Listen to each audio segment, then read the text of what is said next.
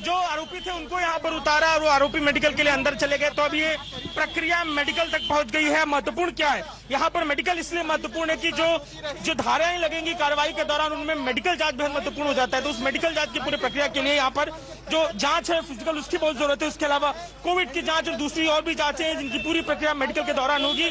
तो लगभग कुछ देर के समय आप देखेंगे आप पुलिसकर्मियों का जमावड़ा, किस तरीके से पुलिसकर्मी सक्रिय हैं, आसपास के ट्रैफिक को क्लियर करा रहे, बड़े अधिकारी अंदर की तरफ दिखाई दे रहे हैं। तो पुलिसकर्मी भी सक्रिय हैं, सुरक्षा का बंदोबस्त किया गया। इन सबके बीच में 3 लोगों को लेकर एनसीबी की टीम पहुंची है। जेजे अस्पताल के कैजुअलिटी वार्ड का जो वो रास्ता आपको दिखाई दे रहा है वहां पर, जहां पर उनका मेडिकल होगा और मेडिकल के बाद आगे जो लीगल प्रोसेस है उसको आगे बढ़ाया जाएगा। महत्वपूर्ण बात, जो जांचें इस मेडिकल प्रोसेस में की जाएंगी, इसमें खून की जांच, तमाम उस तरीके की जांचें जिससे स्पष्ट हो सके कि क्या कंजम्पशन भी था, क्योंकि जो धाराएं एनसीबी की टीम लगाएगी उसमें जो उनकी स्थिति होगी उसका भी बेहद महत्व रहने वाला है। इन सब बातों को ध्यान में रखते हुए, कोविड की जांच को ध्यान में रखते हुए पूरा मेडिकल का प्रोसेस अब से कुछ देर में जेजे अस्पताल में शुरू होने वाला है। আমাদের প্রতিনিধি যেরকম জানাচ্ছিলেন যে মেডিকেল প্রক্রিয়া শুরু হবে এবং সেই কারণে ইতিমধ্যে হাসপাতালে নিয়ে যাওয়া হয়েছে তাদের, এবং তারপরে আইনি প্রক্রিয়া সম্পন্ন হবে।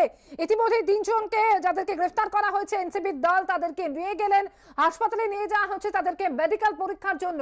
वो टीम अंदर की तरफ पुलिस की और एनसीबी की लेकर गई। तो यहाँ पर अंदर उन 3 लोगों को लेकर अभी मेडिकल की प्रक्रिया के लिए पहुंची है टीम। और इन 3 लोगों को इसलिए भी महत्वपूर्ण माना है क्योंकि अभी इस पूरे मामले में जो शुरुआती तफ्तीश एनसीबी ने की है उसमें इनसे जुड़ा हुआ पूरा मामला अभी आगे बढ़ रहा है और इसी कड़ी में उनको लेकर आगे बढ़े हैं। अपना जो लीगल प्रोसेस है, जो कागजी कार्रवाई है, उसके लिए जो फर्स्ट स्टेप होता है मेडिकल का, वो कराने के लिए पहुंचे। तो देखिए ये जेजे अस्पताल है जहां पर वो सिलसिला मेडिकल का शुरू हो रहा है।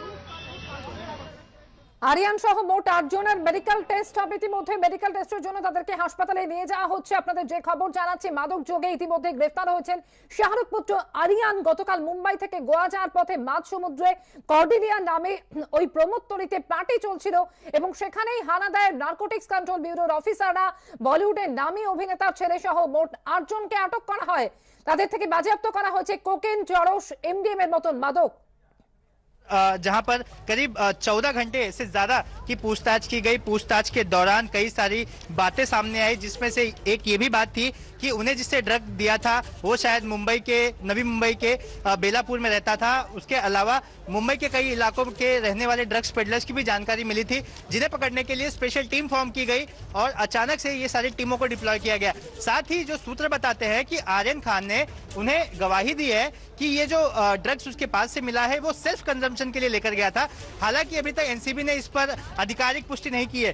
3 लोगों को गिरफ्तार कर लिया गया है, एनसीबी के अधिकारियों ने बताया। तीनों को मेडिकल के लिए जेजे लेकर जाया गया है। हमारे साथ हमारे संवाददाता रौनक कुकड़े हैं।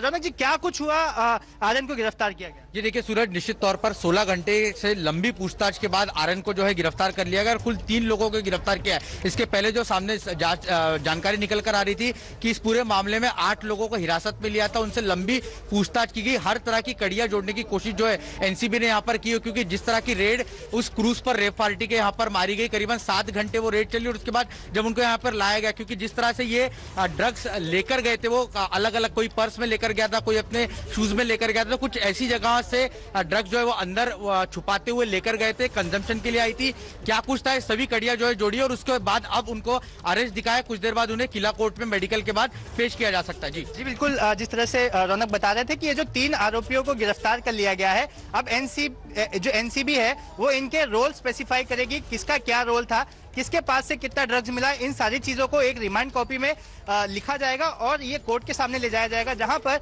एनसीबी के अधिकारी मैजिस्ट्रेट को कन्विंस करेंगे कि आखिर इन तीनों की कस्टडी अगर उन्हें चाहिए तो क्यों चाहिए।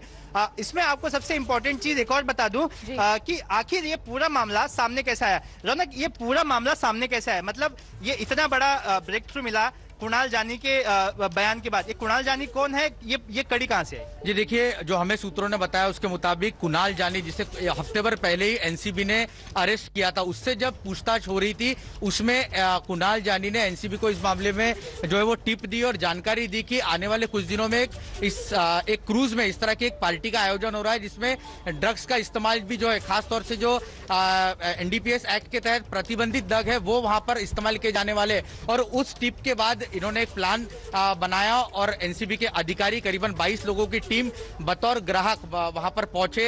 उन्होंने पहले पार्टी शुरू होनी थी। काफी दूर तक, जब 100 नॉटिकल माइल तक ये क्रूज आगे जाता है, उसके बाद ये रेड हैंडेड जिसे कहा जाता है, रेड हैंडेड इन लोगों को पकड़ा है। तो एक बड़ी कार्रवाई यहाँ पर एनसीबी की कहा जा सकता है। जी बिल्कुल, हम सुबह से चला रहे थे कि एनसीबी के अधिकारी कैसे कस्टमर बनकर एक गेस्ट बनकर क्रूज पर गए, जिस पर मोहर लगाई थी एनसीबी चीफ ने। उन्होंने बताया कि कैसे उन्होंने इस ऑपरेशन को किया।